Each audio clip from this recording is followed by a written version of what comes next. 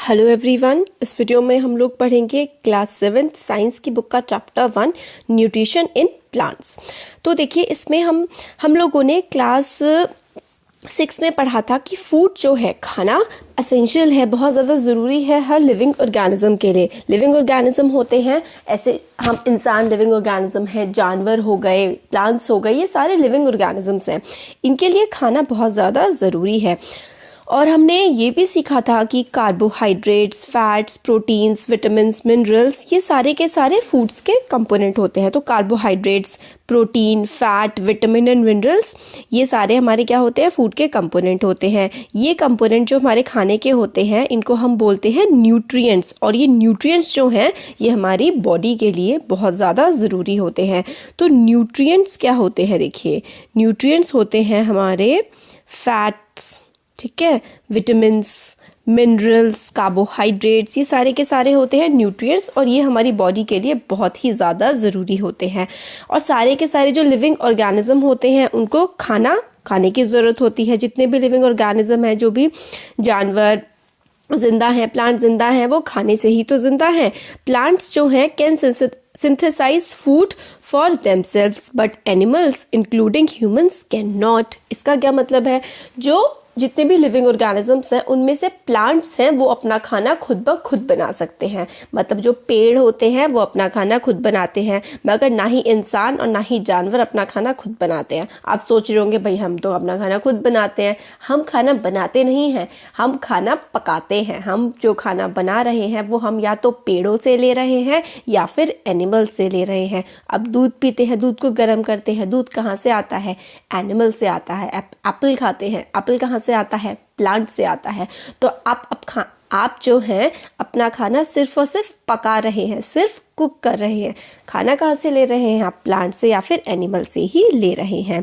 दस humans and animals are directly और indirectly dependent on plants. तो ह्यूमंस हो चाहे एनिमल्स हो, वो डायरेक्टली या तो सीधी तरह से या फिर घुमा फिरा के कहीं ना कहीं हम लोग प्लांट्स पर ही तो डिपेंड करते हैं अपने खाने के लिए। अब नेक्स्ट आता है mode of nutrition in plants. Mode of nutrition का मतलब होता है किस तरीके से जो प्लांट्स हैं वो अपने जो ज़रूरतें हैं, जो उनको ज़िंदा रहने के लिए, बढ़ने के लिए जो भी चीज़ें ज़रूरी होती हैं, वही होता है न्यूट्रिशन। और मोड ऑफ न्यूट्रिशन हो गया कि प्लांट्स किस तरीके से अपना खाना बनाते हैं या लेते हैं। तो प्लांट्स जो है ओनली ऑर्गेनिजम्स हैं जो अपना खाना खुद बना सकते हैं। और वो अपना खाना कैसे बनाते हैं, वाटर, कार्बन डाइऑक्साइड और मिनरल्स की हेल्प से। तो वाटर हो गया, ठीक है, कार्बन डाइऑक्साइड को हम CO2 बोल सकते हैं, और मिनरल्स, और इन प्रेजेंस ऑफ सनलाइट की भी बहुत ज़्यादा ज़रूरत होती है प्लांट्स को अपना खाना बनाने के लिए, ठीक है। और ये सारे के सारे रॉ मटेरियल्स का मतलब होता है जो, जैसे कि आपको कोई चीज़ बनानी है, उससे पहले आपको जो चीज़ों की ज़रूरत पड़ेगी वो आपके रॉ मटेरियल्स होंगे। तो water, carbon dioxide, minerals, sunlight, ये सारे के सारे रॉ मटेरियल्स होते हैं प्लांट्स के लिए।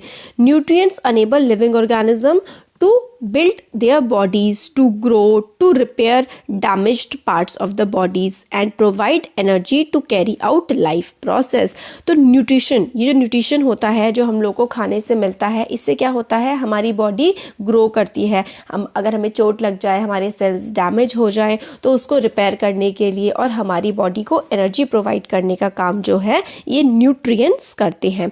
तो क्या न्यूट्रिशन हो गया, nutrition is the mode of taking food by organism. Nutrition क्या होता है, जिस तरीके से कोई ऑर्गेनिज्म खाना खाता है, and its utilisation by the body. तो न्यूट्रिशन क्या हो गया, mode of taking food by organism. Nutrition हो गया mode of taking food by organisms and its utilisation by the body. मतलब खाना बॉडी में गया और बॉडी ने यूटिलाइज कर लिया, ये न्यूट्रिशन होता है। Mode of nutrition in which organisms make food themselves from simple substance are called autotrophs।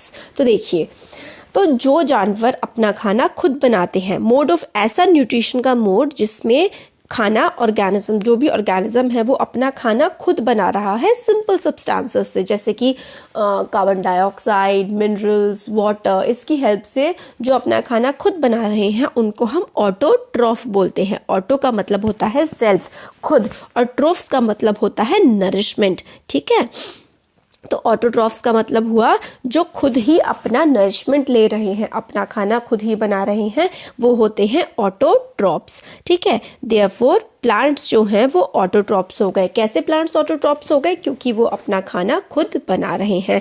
Animals and most other organisms take in food prepared by plant, और एनिमल्स हो गए और बाकी सारे जो जानवर हैं वो जो अपना खाना कैसे लेते हैं, खुद तो बनाते नहीं है, वो प्लांट से ही लेते हैं, और इनको हम हेटेरोट्रॉप कहते हैं।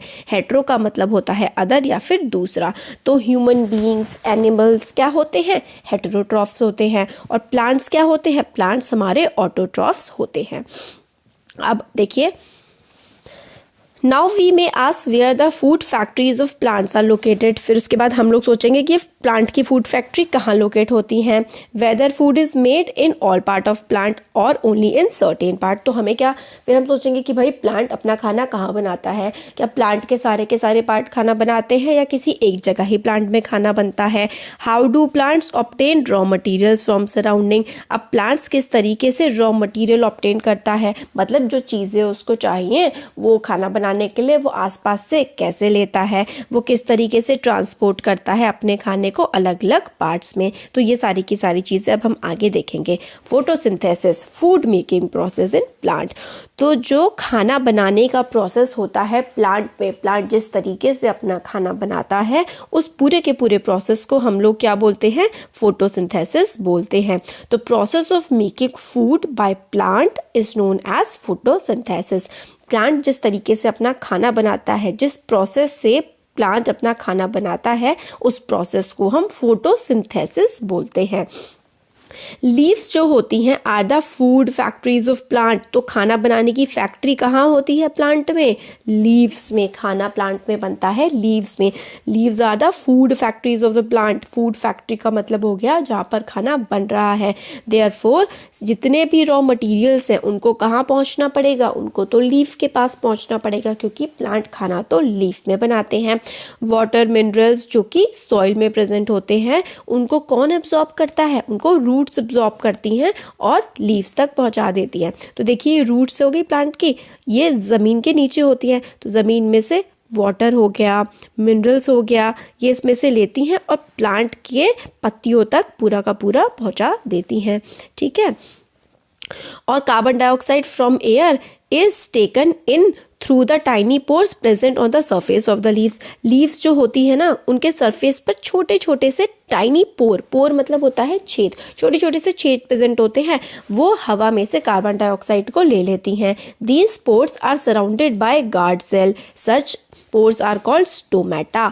तो लीफ पर छोटे छोटे से पोर्स प्रेजेंट होते हैं, उन छोटे छोटे से पोर्स को हम लोग क्या बोलते हैं? हम उन पोर्स को बोलते हैं स्टोमेटा। ठीक है, और इन पोर्स को सराउंड करते हैं, इन पोर्स के बाहर इनको प्रोटेक्ट करने के लिए गार्ड सेल्स प्रेजेंट होते हैं। ठीक है, अब देखिए ये वाला हम बॉक्स देख लेते हैं। सेल, सेल क्या होता है भाई? We have seen that buildings are made up of bricks. हम लोगों ने देखा है कि जो बड़ी बड़ी बिल्डिंग्स होती हैं वो ईंटों से बनी होती हैं। बिल्कुल ऐसे ही सिमिलरली बॉडी जो है लिविंग ऑर्गेनिज्म की, वो भी छोटे छोटे से यूनिट से बनी होती है, टाइनी यूनिट्स। हमारी बॉडी छोटी छोटी यूनिट से बनी होती है और उन यूनिट को हम बोलते हैं cell. Cell can be seen only under microscope. Cell को हम सिर्फ माइक्रोस्कोप में ही देख सकते हैं। कुछ ऑर्गेनिज्म जो हैं वो सिर्फ एक ही सेल के बने होते हैं। ठीक है, उनको हम सिंगल सेलुलर बोलते हैं। और cell is enclosed by thin outer boundary called cell membrane. ठीक है, ये सेल है, सेल के बाहर बाउंड्री सी होती है, जो ये बाउंड्री होती है ना सेल के बाहर, उसको हम लोग बोलते हैं cell membrane. Most cells have a distinct centrally located spherical structure called nucleus. तो ये इससे करके होता है सेल, इसके बाहर क्या होता है? सेल मेम्ब्रेन होता है, और सेल के बीचों बीच एक छोटा सा स्ट्रक्चर होता है जिसको हम लोग न्यूक्लियस बोलते हैं। तो सेल जो है उसके बाहर होती है सेल मेम्ब्रेन या फिर सेल वॉल, और सेल के बीचों बीचों बीच एक छोटा सा होता है, उसको हम न्यूक्लियस बोलते हैं। Nucleus is surrounded by jelly like substance called cytoplasm. Nucleus जो है उसके बाहर जेल जैसा सब्सटेंस होता है, जेली जैसा सब्सटेंस होता है न्यूक्लियस के बाहर, उसको हम लोग साइटोप्लाज्म बोलते हैं। न्यूक्लियस के बाहर जो है जेल जैसा सब्सटेंस होता है उसको हम लोग साइटोप्लाज्म बोलते हैं। तो ये हमारा हो गया सेल, इसके बीच में न्यूक्लियस, इसके चारों तरफ साइटोप्लाज्म और इसके बाहर क्या होती है, सेल मेम्ब्रेन होती है। ठीक है, और जो हमारा खाना कहाँ बनता है प्लांट का खाना तो लीव्स में बनता है।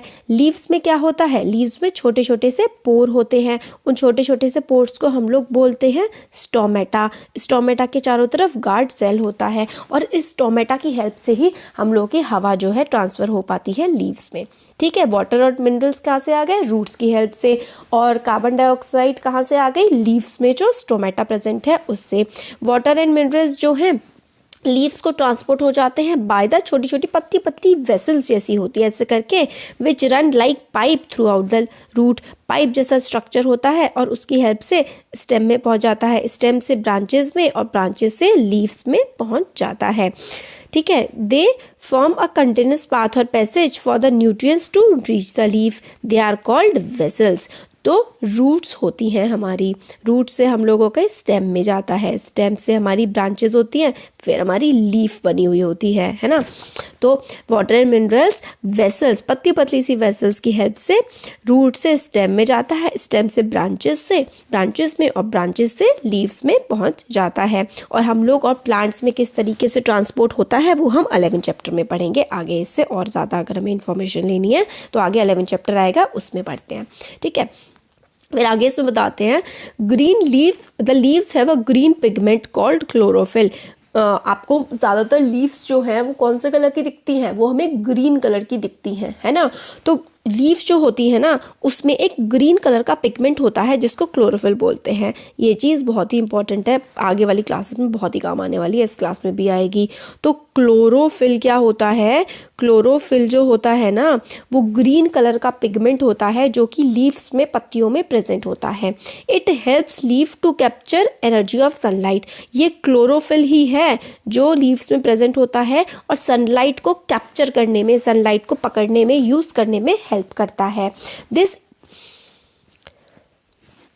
और ये जो सनलाइट एनर्जी होती है ना it is use to synthesise का मतलब होता है तैयार करने में, प्रिपेयर करने में food from carbon dioxide and water. Carbon dioxide और वाटर जो लिया है लीफ ने वो किसकी मदद से प्रिपेयर कर पाता है खाना, वो सनलाइट। तो सनलाइट, कार्बन डाइऑक्साइड, वाटर, इसकी मदद से लीव्स खाना प्रिपेयर कर पाती हैं। Since synthesis of food occurs in the presence of sunlight, it is called photosynthesis। Photo का मतलब होता है लाइट, सिंथेसिस का मतलब होता है कंबाइन होकर के बन जाना। तो जो खाना बन रहा है लीफ में वो सनलाइट, कार्बन डाइऑक्साइड और वाटर की हेल्प से बन रहा है। तो सनलाइट का बहुत इंपॉर्टेंट रोल है ताकि वाटर और कार्बन डाइऑक्साइड एक्ट कर पाए, इसलिए खाना बनने के प्रोसेस को हम फोटोसिंथेसिस कहते हैं। So we find that chlorophyll, sunlight, carbon dioxide and water are necessary to carry out process of photosynthesis। तो कार्बन डाइऑक्साइड, सनलाइट, वाटर और क्लोरोफिल का क्या काम होता है, सोचिए। ये देखिए यहाँ पे हमने क्या पढ़ा था, ग्रीन कलर के पिगमेंट होते हैं क्लोरोफिल और ये सनलाइट को कैप्चर करते हैं। और क्लोरोफिल नहीं होगी तो सनलाइट कैसे कैप्चर होगी। तो chlorophyll, sunlight, water, minerals photosynthesis के प्रोसेस के लिए बहुत ज़्यादा ज़रूरी होते हैं। ये काफ़ी यूनिक, काफ़ी अलग सा प्रोसेस है जो कि अर्थ पे होता है। सोलर सिस्टम की जो एनर्जी है वो लीव्स कैप्चर करती हैं और अपने प्लांट में फूड के तौर पर स्टोर कर देती हैं। दस, sun is the ultimate source of energy for all living organism. This is very important. तो ultimate source of all the life forms in the earth, मतलब जितनी भी हमारी अर्थ पे ज़िंदगी मौजूद है वो किसकी वजह से है, वो सनलाइट की वजह से है। क्योंकि अगर सनलाइट नहीं होगी तो पेड़ खाना नहीं बना पाएंगे, और अगर पेड़ ही नहीं होंगे तो हम कैसे होंगे। क्योंकि देखिए पेड़ खाना नहीं बनाएंगे तो कोई जानवर उसे कैसे खाएगा, इंसान उसे कैसे खाएंगे। आप सोच रहे होंगे पेड़ नहीं होंगे तो हम जानवर खा लेंगे, मगर जानवर क्या खाते हैं, जानवर तो पेड़ खाते हैं ना। क्योंकि शेर को अगर वो खाना है डियर, हिरन खाना है तो हिरन को तो पहले घास खानी पड़ेगी ना। तो इसलिए सनलाइट जो है वो ultimate source of all the energy है ऑन दिस अर्थ। ठीक है, हम लोग अपनी लाइफ को बिना फोटोसिंथेसिस के इमेजिन कर ही नहीं सकते हैं। ठीक है ना, तो एब्सेंस ऑफ फोटोसिंथेसिस तो कोई भी खाना, बिल्कुल खाना नहीं होगा और सर्वाइवल, हम जिंदा ही नहीं रह पाएंगे। बिसाइड्स ऑक्सीजन, ऑक्सीजन बहुत ज़्यादा ज़रूरी है ना हमारे ज़िंदा रहने के लिए, हमारे सर्वाइवल के लिए, है ना। तो सारी की सारी ऑक्सीजन जो हमें कैसे मिलती है, वो हमें प्लांट से मिलती है। In the absence of photosynthesis life would be impossible on this earth. तो ड्यूरिंग फोटोसिंथेसिस क्या क्या होता है, अब हम ये वाला ब्लू बॉक्स भी देखेंगे। During photosynthesis chlorophyll containing cells of leaves in the presence of sunlight use carbon dioxide and water to synthesize carbohydrate। तो क्या होता है, देखिए लीफ में क्या होता है, क्लोरोफिल प्रेजेंट होता है, क्लोरोफिल से वो सनलाइट को लेता है, तो कार्बन डाइऑक्साइड और वाटर होते हैं। सनलाइट और क्लोरोफिल की प्रेजेंस में कार्बोहाइड्रेट और ऑक्सीजन बनते हैं।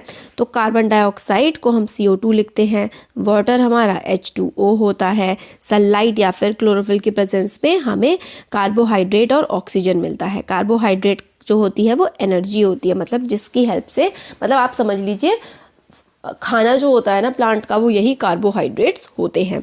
ठीक है, तो ये हमारी इक्वेशन है। ये इक्वेशन बहुत ज़्यादा इंपॉर्टेंट है आपके एग्जाम के लिए, इसको आपको याद रखना है। ये इक्वेशन जो है ये फोटोसिंथेसिस की इक्वेशन है।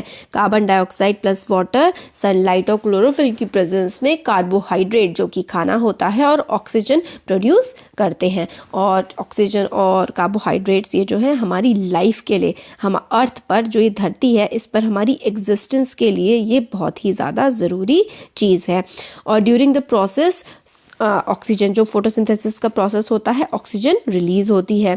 और presence of starch in the leaves indicate the occurrence of photosynthesis. Starch is also a carbohydrate. तो स्टार्च क्या होता है, स्टार्च जो कि प्लांट्स में बनता है फोटोसिंथेसिस के टाइम पर, वो एक कार्बोहाइड्रेट होता है। हम लोगों ने 6th क्लास में पढ़ा था और थोड़ी देर पहले मैंने वीडियो में बताया था, बहुत ही अच्छा न्यूट्रिशन है, न्यूट्रिएंट है एक carbohydrate. Fat, minerals, proteins, vitamins के साथ साथ कार्बोहाइड्रेट भी हमारी बॉडी के लिए बहुत ज़रूरी होता है।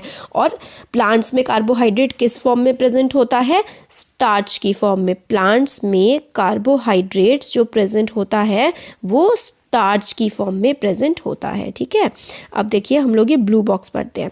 Besides leaves photosynthesis also takes place in other green part of the plant. तो लीफ में तो होता ही है फोटोसिंथेसिस, बाकी और पार्ट्स जो होते हैं प्लांट के उसमें भी होता है। जो ग्रीन कलर की स्टेम होती हैं, ग्रीन कलर की ब्रांचेस होती हैं, वहाँ पे भी होता है। डेजर्ट प्लांट्स हैव स्केल और spine like leaves to reduce loss of water by transpiration. These plants have green stems which carry out photosynthesis. देखिए इसका क्या मतलब है, और ये चीज़ बहुत इंपॉर्टेंट है। देखिए क्या होता है, जो कैक्टस का प्लांट होता है ना, मेनली कहाँ पे होता है, राजस्थान या फिर सूखे इलाकों में, उसमें क्या होता है, कांटे। ये जो स्पाइक है ना, स्पाइन लाइक लीव्स, ये जो कांटे होते हैं ना, यही कैक्टस की वो होती है पत्तियाँ। कैक्टस की लीफ क्या होती है, ये स्पाइन होती है, और ये लीफ ऐसे कांटों में कन्वर्ट हो जाती हैं ताकि ट्रांसपिरेशन लॉसेस से बचाया जा सके। देखिए ट्रांसपिरेशन का मतलब होता है पेड़ों में से जो पानी भाप बन के उड़ जाता है ना, उसको हम ट्रांसपिरेशन बोलते हैं। पेड़ों में से पानी का भाप बन के उड़ जाना ट्रांसपिरेशन कहलाता है। और अगर देखिए राजस्थान या फिर सूखे इलाकों में पानी की कमी होती है तो पेड़ जो है ना, उसकी पत्तियां क्या होती हैं, कांटों में कन्वर्ट हो जाती हैं ताकि वो ट्रांसपिरेशन लॉसेस से बच पाएं। और बाकी वो ग्रीन कलर का होता है ना, ज़्यादातर जो कैक्टस होता है वो ग्रीन कलर का होता है। तो ग्रीन कलर का इसलिए होता है ताकि वो पूरा का पूरा प्लांट ही फोटोसिंथेसिस का प्रोसेस कैरी आउट कर पाए।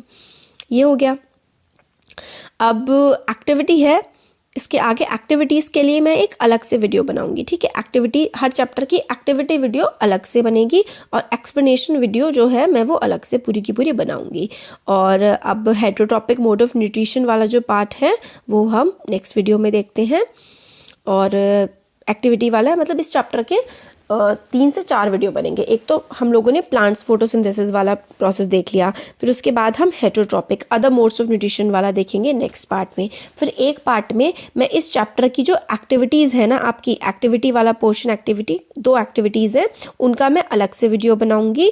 और फिर उसके बाद ये जो आपके क्वेश्चन आंसर्स हैं, ये पूरा का पूरा जो क्वेश्चन आंसर्स है ना, ये मैं एक अलग वीडियो में बनाऊंगी। तो मेनली 4 वीडियो इसके बनेंगे और हम पूरी बुक इसी तरीके से कवर करेंगे। पहले हम पूरा चैप्टर समझेंगे, फिर हम एक एक्टिविटी के अलग वीडियो बनाएंगे, जो इसमें एक्टिविटीज़ हैं वो अलग से देखेंगे हम, फिर हम चैप्टर के जो क्वेश्चन आंसर्स हैं वो अलग से देखेंगे। तो वीडियो कैसा लगा ज़रूर बताइएगा कमेंट सेक्शन में। अच्छा लगा तो लाइक करिए, चैनल को सब्सक्राइब करिए, अपने फ्रेंड्स के साथ भी ज़रूर शेयर करिए। Thank you.